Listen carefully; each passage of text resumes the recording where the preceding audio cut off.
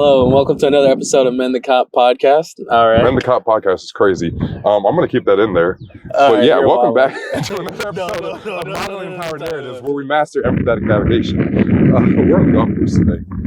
Oh, you're wilding. No, I'm not wilding. He said we're rolling. Yeah, no, come on. Oh, all right. Bring out the personality, my boy. Contact. Yes, indeed. Yes, indeed. We are not sponsored by Mike's Harder, so I'm not going to show you what it is. Our boy BJ is on the diet, so we got the zero sugar. Oh, yeah. We're trying to get 100 calories. Lose some weight, get skinny. Get into that a little bit more throughout the episode of why that's happening. Yeah. Does it get wild? It is wild times. Is it wicked out here? It gets wicked. It gets wicked. I just shot a par on a par 5. You did? We're holding it down. I was bogey, and I'm okay with that. It's my first day back. There's nothing wrong with bogey bandits, I'm going to be honest. Yeah. It's first day out. Yeah. It's kind of cold out here. Very brick out here. Very brick is crazy. Should we get rolling? We, I guess we got to hit. Yeah, we got to hit. We'll be back. Don't worry.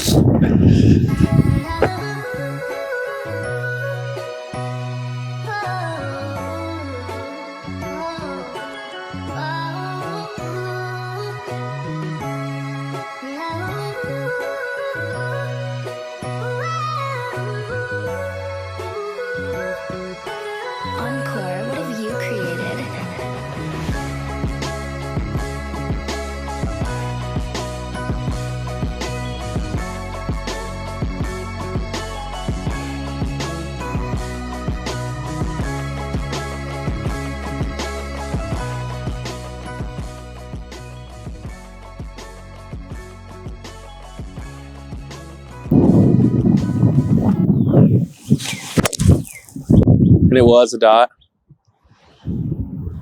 Oh, that might go too far. Just hit a dinger? Oh, it was a home run. W's in the chat. No way you didn't break your driver. Bro, I was filming. Is this not one of the biggest people you've ever seen? Oh, wait, I'm going the wrong way. Is this not one of the biggest people you've ever seen in your life? Personally, I'm not really one for hitting dingers. There are people right there. Big muscle head that doesn't do muscle head type things. More of a finesse player,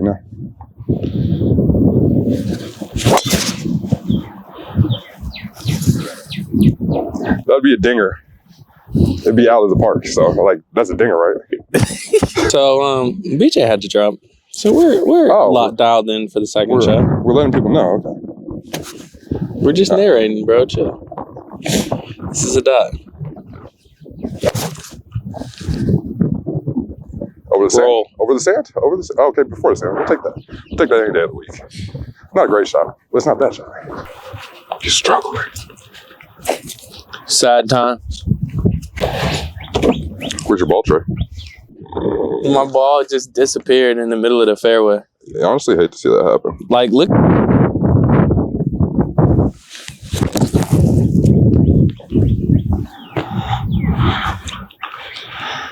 Dot. Word? Dot.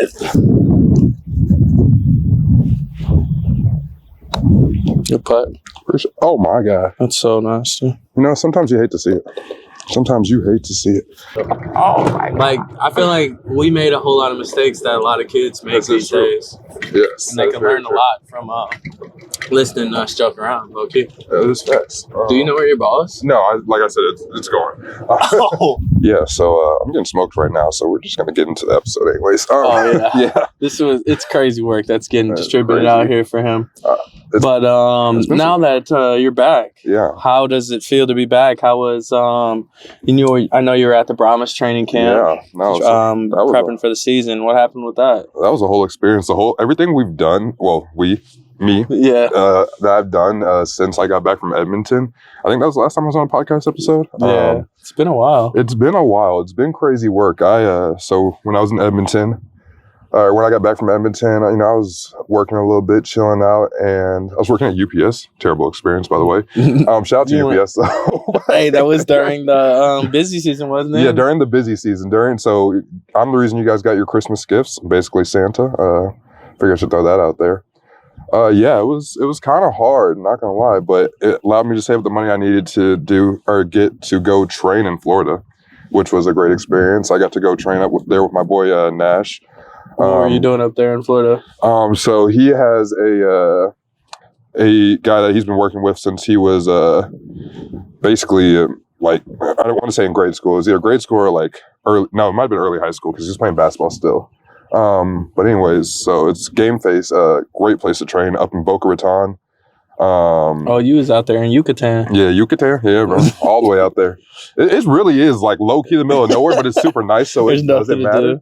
We're going to keep this portion of the episode rolling. It's going to cut right back into this, but we're going to hit real quick. All right. Get back into that. Yeah. So chunky. Scoot back off the ball. It's twice in a row I've done that. Trey's not happy. I was going to say, what? Ignore me. Anyway, so you were in Yucatan. What were you doing? Yucatan. I was giving a shout out to my guys, Deventry, Deontay, and Nash, because they helped me get right. All three of them were helping me train over. Whose ball is that? Is that the ball you hit? Okay, all right. You keep going. Yeah. Dang, that's a fat mud puddle. I've tried to say this 3 times. Shout out to my guys, Deventry and Deontay and Nash. They really got me right when I was up in Boca Raton. Training, really helping with my speed and agility.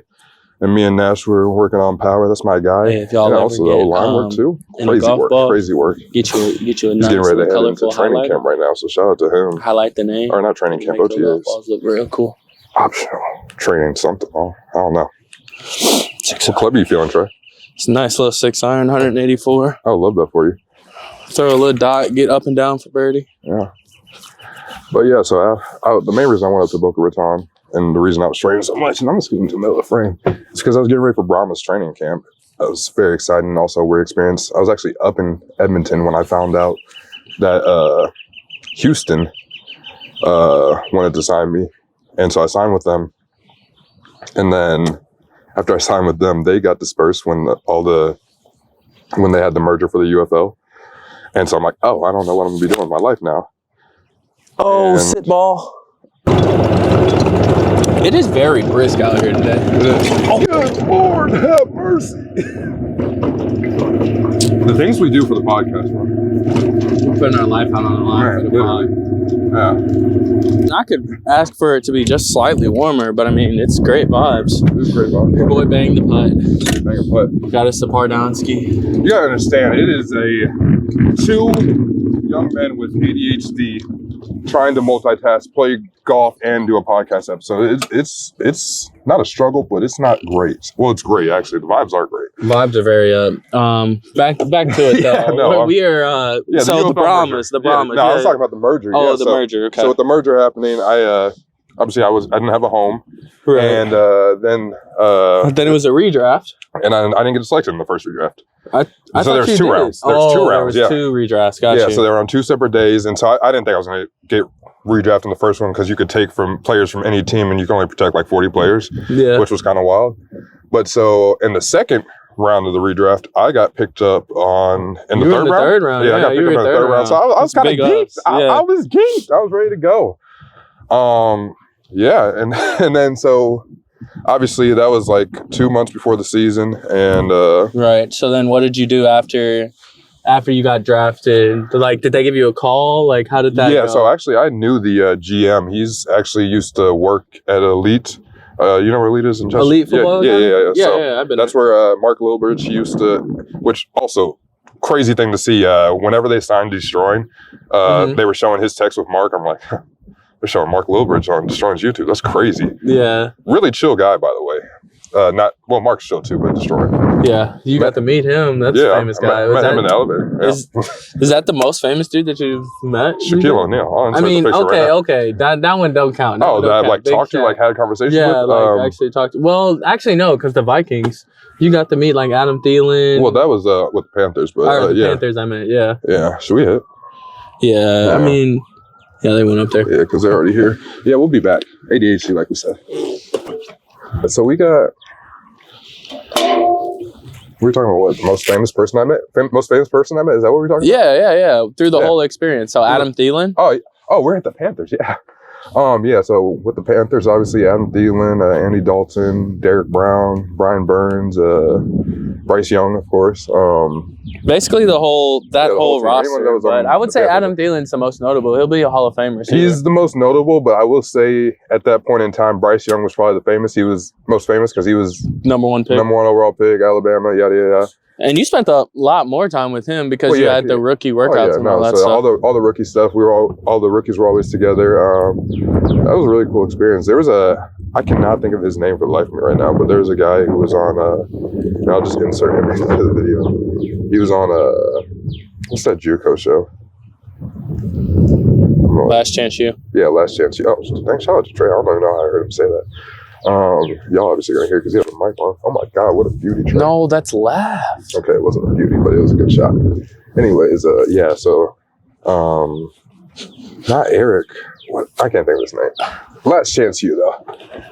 And he was like one of the main characters on it actually. And he popped up on my TikTok a few days ago. I was like, oh, I know him. Okay, so then you got picked by the Brahmas. Oh, we're going right back there, bro. I'm not just talking about the famous people. Shaq's the most famous person I met. Bro, I mean... Yeah, where am I going? Hey. Hold it down. Yeah, it's hard, ain't it? Yeah, I've done it. Been doing it this whole time. Yeah, I was telling the chat how hard it was. Oh, chat. But shout out to the chat. We're also not sponsored by Kanga Coolers, but their coolers are busting. I'm just gonna let y'all know. I'm putting the pod on. Yeah, if they weren't sponsors, that'd be great. What were we talking about? Brahmas? Yeah. What happened with the Brahmas? Okay, so when obviously after I went to Boca Raton, I got drafted by the Brahmas. Oh wait, no, we're talking about Mark Lowbridge. Mark Lowbridge, great guy. He was the obviously I knew him since I was a kid, so it was going to be a really cool experience. Football Academy. It's going to be a really cool chance to get the chance to play for him, and that's what we were looking forward to. And so obviously, I got back from Boca Raton. I had a week. I trained with Mike Tice. He coached for 3 teams in the NFL. I'm blanking on them right now, but I can just insert it on video. It's at Magic of Editing. Yeah. Check it in the box. Well, no, it's just going to pop up on the screen because I'm like that. Oh, okay. And you can feel free to hit. I'll keep talking to you though. Yeah. I don't know. Let me see if I can not outdrive the course. Yeah, you do that. I'm going to keep talking and feel free to comment as I go. All right. So I was really excited to play for him. I report to Brahmas training camp. And I'm there the first day. I meet my roommate, great guy, obviously an offensive lineman. And we're getting ready to go ahead. And actually, we don't do anything the first night. We don't do anything at all the first night. Which y'all had a sleepover or something? Yeah, we had a sleepover. We had roommates. The roommates was crazy. Not gonna lie, like it wasn't crazy because like we didn't have obviously UFL. It's like the reason they merged was to have more money. So I was expected to have roommates. So yeah, I had a roommate, real cool guy, and he actually had played for the Generals before. So he was. She did not just bounce that ball off the cart path and it landed on the green. What just happened? She just bounced the ball off the cart path and it landed on the green. She's a goat. Stop hating. But yeah, so he was a cool guy. Got to meet the rest of the linemen. Actually, one of the guys who gave me advice when I was headed into the pre-draft process, like before I signed with the Panthers, he was with one of the agencies that was thinking about signing me, Rashad Cohen.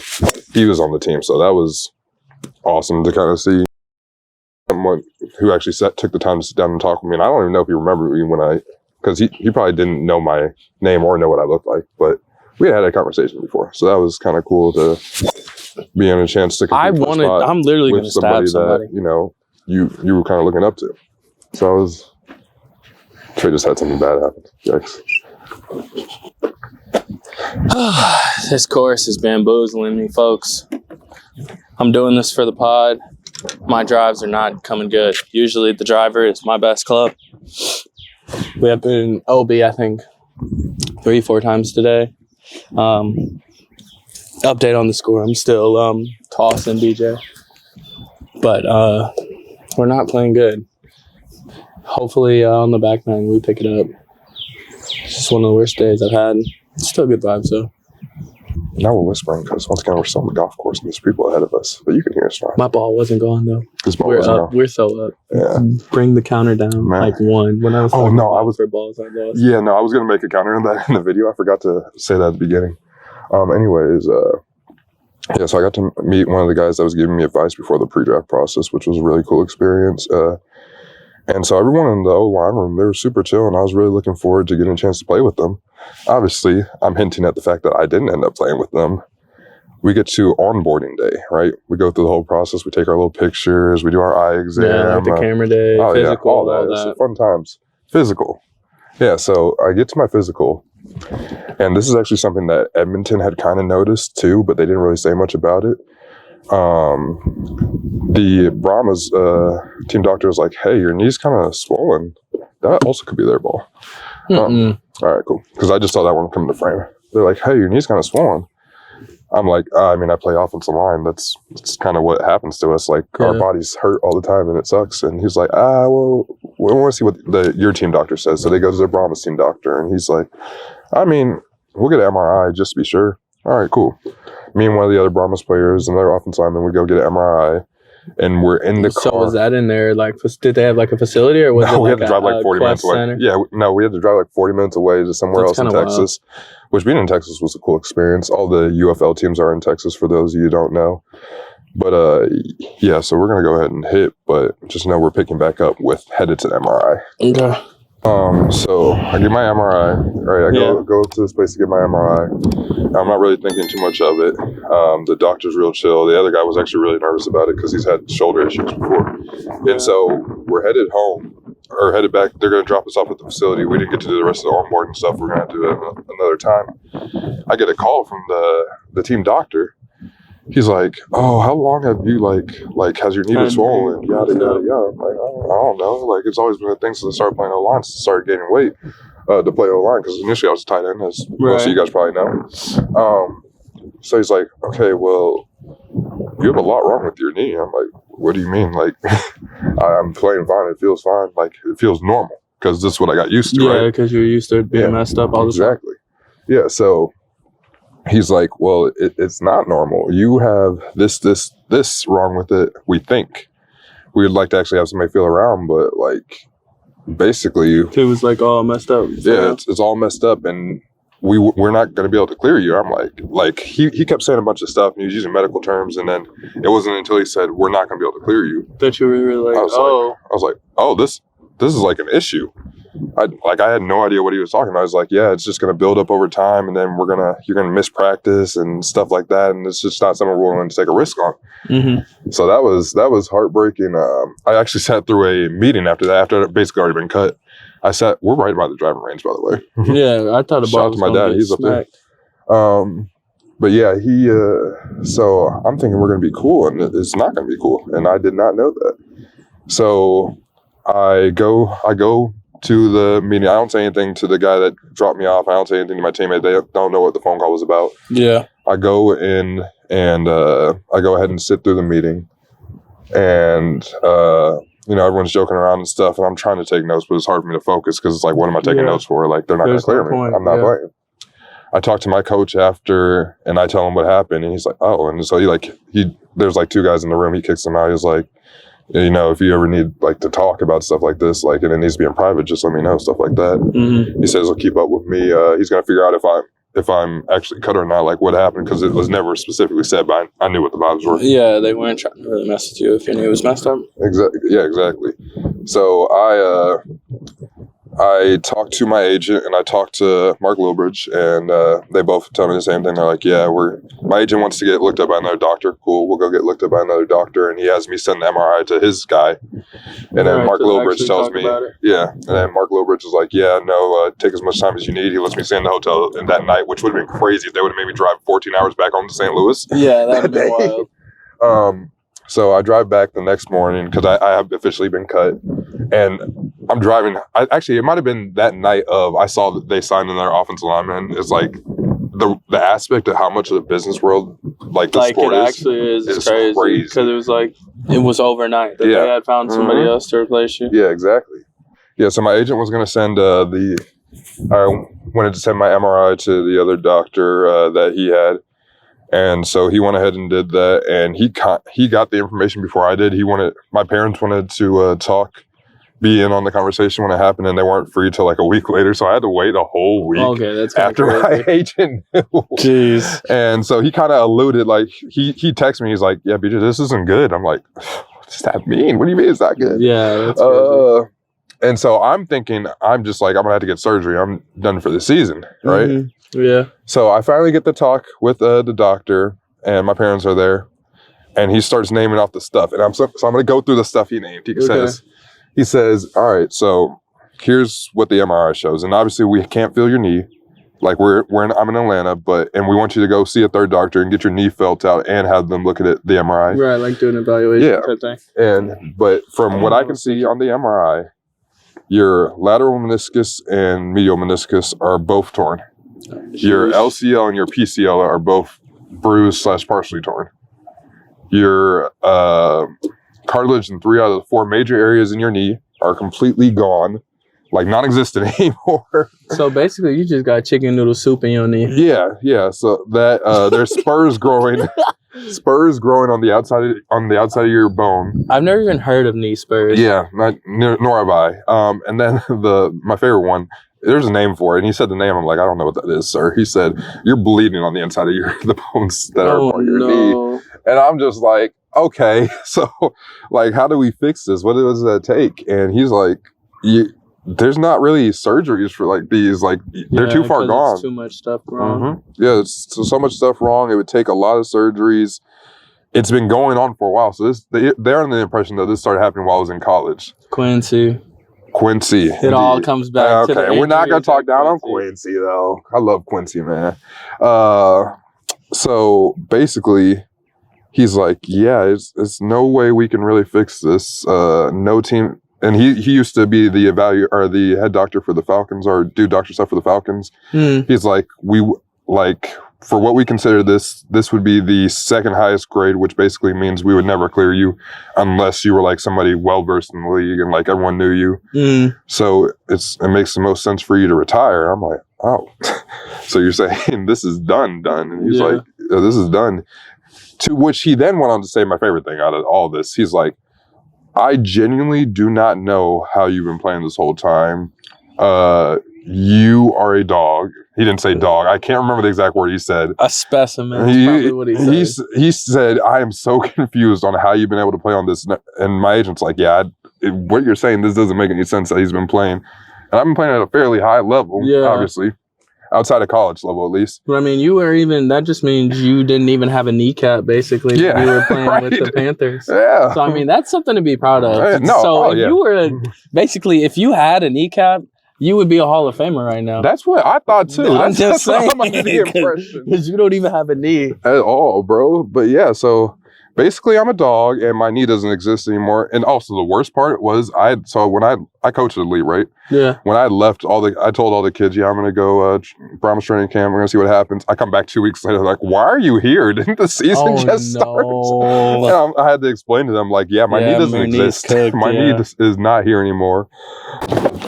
So also, this is my diary if Trey murders me because he's hitting in my direction. Like, he's right there. If you can kind of tell where I'm pointing. This is not a safe spot to be. Like, if he hits this wrong, this ball's going to go through my skull. But I wanted to keep talking. So, yeah, basically, doctor says I'm a dog. Feel kind of good about that. But also at the same time, it's like, oh, no, this is over. Like, something that I didn't really expect to happen. Like, I never thought football was really going to be something I could accomplish. Trey just hit a rocket. Was that a dot? Oh, thank God. I thought it was in the trees. It's not in the trees. Yeah, something that I never really thought could happen. I took a risk on trying to play football instead of going and pursuing the career I wanted to pursue right away, right after college. And so that's something that was really hard to deal with for the first 2-3 weeks after I got back and after I talked to the doctor. And it wasn't until like 4 weeks or the I fourth found a week. fairway. Love that. It wasn't until like the 4th week that we went and saw the third doctor finally.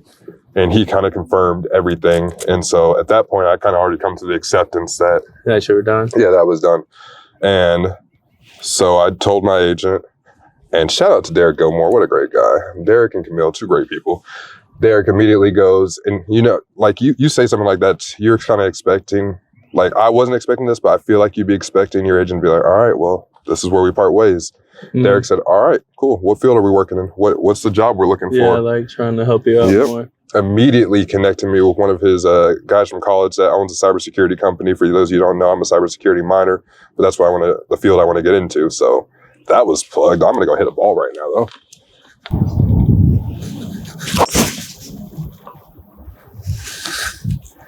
And it's gone, brother. But yeah, so right now I'm kind of waiting to hear back what's happening with the cybersecurity thing. That's the field I want to get into. I'm also looking for jobs right now. But that was the end of my football career. Turns out I've been playing injured this whole time. I go straight from Achilles tear to finding out that my knee doesn't exist. So that's great. Obviously very hard. I feel like one thing I kind of just skipped over. I definitely cried. Like, I feel like, as we talked about, men don't talk about their mental health enough. That's one of the biggest things we talk about. So the only time I cried during this whole thing was go back to when, right after I talked to my coach, he gave me the room by myself, and it was like just 5 minutes. I just had to let it out. And like, that's real. Like, that's a hard thing to find out. Whenever I found out that was over, I didn't cry, but like just realizing that I'd worked all that effort into stuff.